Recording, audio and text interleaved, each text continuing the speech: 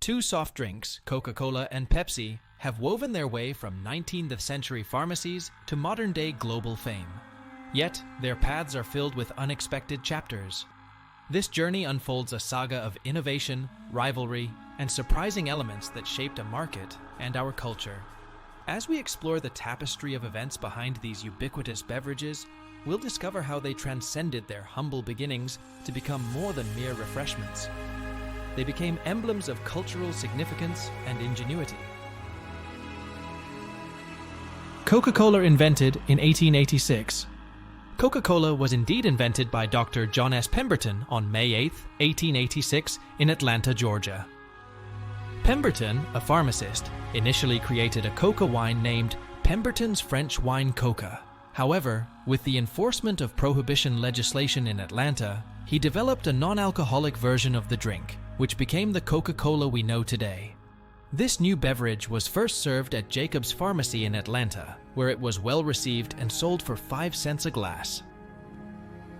Pepsi developed in 1893. Pepsi was formulated by Caleb Bradham in 1893 in New Bern, North Carolina. Bradham, also a pharmacist, aimed to create a fountain drink to aid digestion and boost energy. Originally named Brad's Drink, it was later renamed Pepsi Cola in 1898, drawing from the digestive enzyme pepsin and cola nuts used in its recipe. This fact is well documented in the history of Pepsi. Coca-Cola's original ingredient, cocaine. The original formula of Coca-Cola did include coca leaf extract, which naturally contains cocaine.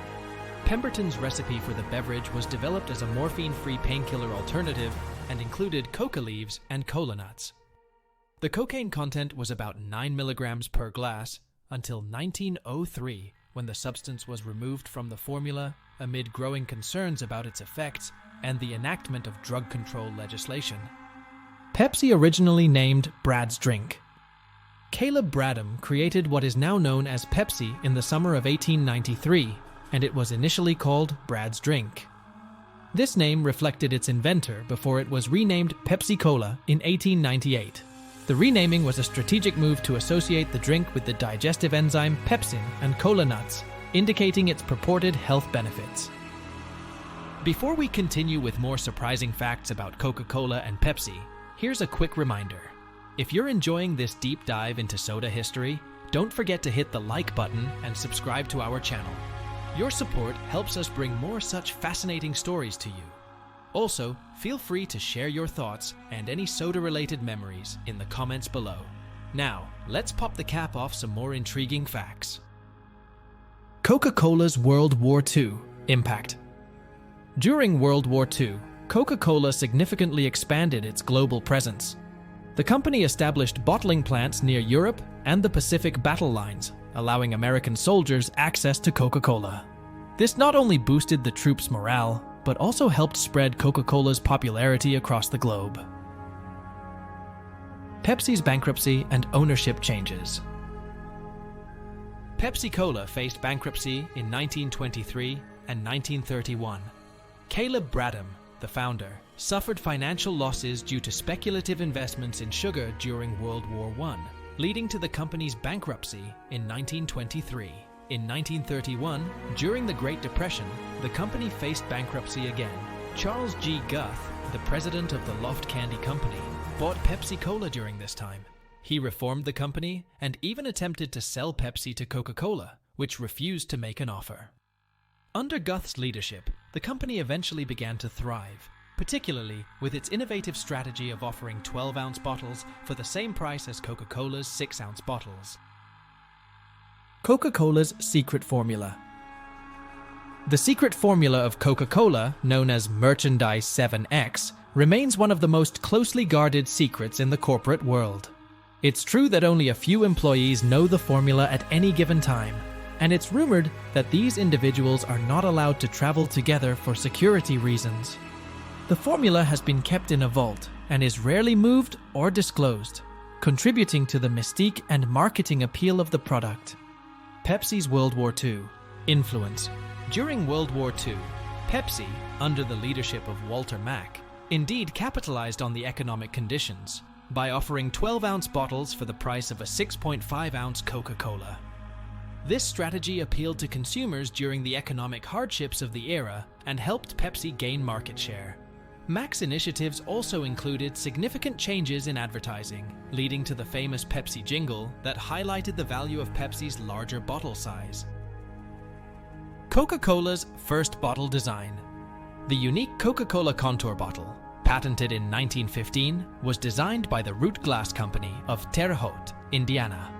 The distinctive design was developed to distinguish Coca-Cola from other cola beverages and has become an iconic symbol of the brand. The Cocoa Pod inspired its shape, and the design has remained mostly unchanged over the years, becoming one of the most recognized packages globally. Pepsi first to use cans.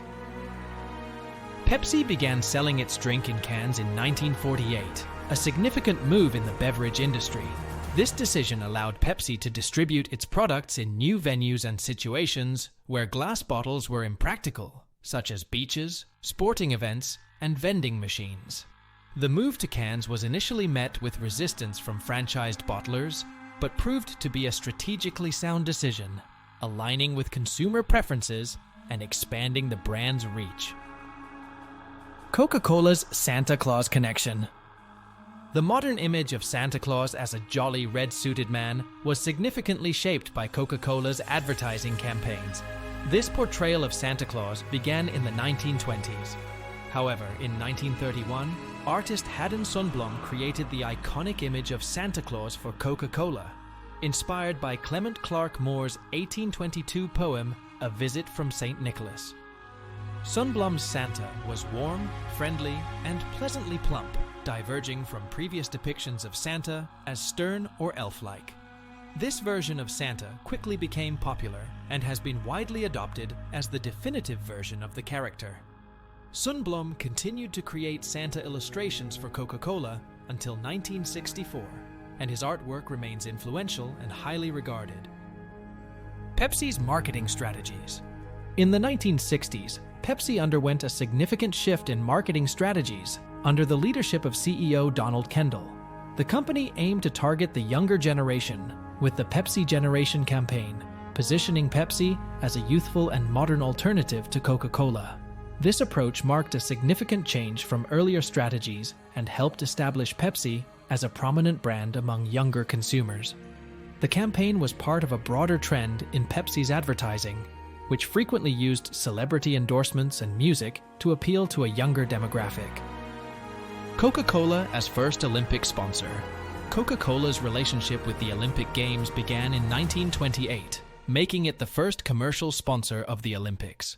This partnership has continued for nearly a century, illustrating Coca-Cola's commitment to global sports and culture. The company's sponsorship has evolved to include various forms of support for the games and athletes, making Coca-Cola an integral part of the Olympic experience. Pepsi Challenge. Launched in 1975, the Pepsi Challenge was a groundbreaking marketing campaign where consumers were invited to participate in a blind taste test to compare Pepsi to Coca-Cola. This campaign successfully increased Pepsi's market share and was a crucial factor in the so-called Cola Wars of the 1980s. The Pepsi Challenge highlighted consumer preference for Pepsi over Coca-Cola, at least under the specific conditions of the taste test, and became a defining moment in Pepsi's advertising history. New Coke debacle. In 1985, Coca-Cola introduced a new product formulation called New Coke. This change was met with significant public backlash, as many consumers preferred the original formula. The negative response was so strong that Coca-Cola reintroduced its original formula as Coca-Cola Classic, just 79 days after the launch of New Coke. The incident is often cited as a classic example of a failed product launch and a lesson in understanding consumer preferences and brand loyalty. Pepsi's international expansion into the Soviet Union. In 1972, Pepsi became the first American brand produced in the Soviet Union. This expansion was a result of an agreement where PepsiCo supplied concentrate and equipment for production plants in the Soviet Union.